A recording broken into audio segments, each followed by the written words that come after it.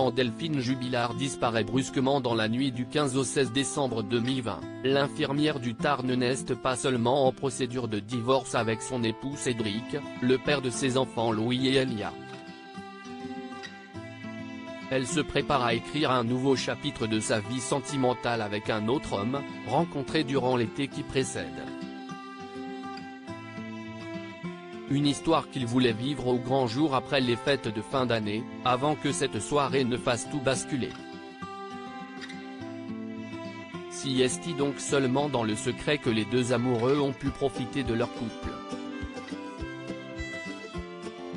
Le nouveau détective révèle comment les deux amants ont pu gérer leur liaison en toute discrétion durant la pandémie.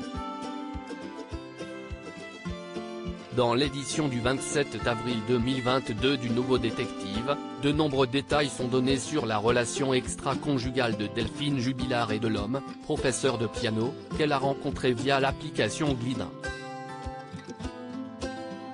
On apprend ainsi leur stratagème pour se voir dans des hôtels de la région, à Albi, Bruguière ou encore Gaillac. Pour ne pas se faire repérer, ils rusent.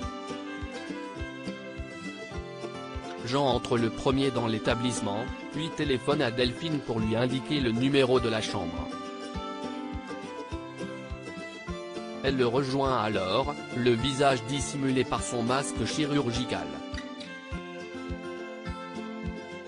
Si leur histoire cachée pimente le quotidien terne de la trentenaire qui subit son couple avec son mari, elle espérait officialiser sa situation en 2021.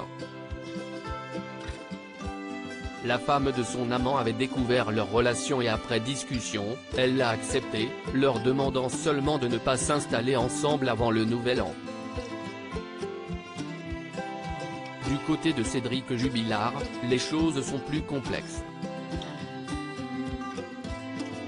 Égocentrique, consommateur de cannabis, dépensant des sommes importantes dans les jeux en ligne, maltraitant avec leurs enfants.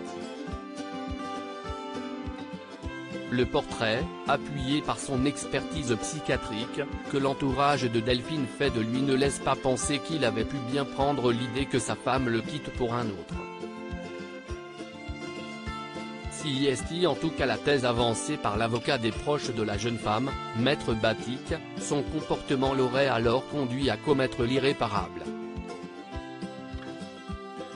Il est actuellement incarcéré en détention provisoire dans la maison d'arrêt de Toulouse-16 pour homicide par conjoint.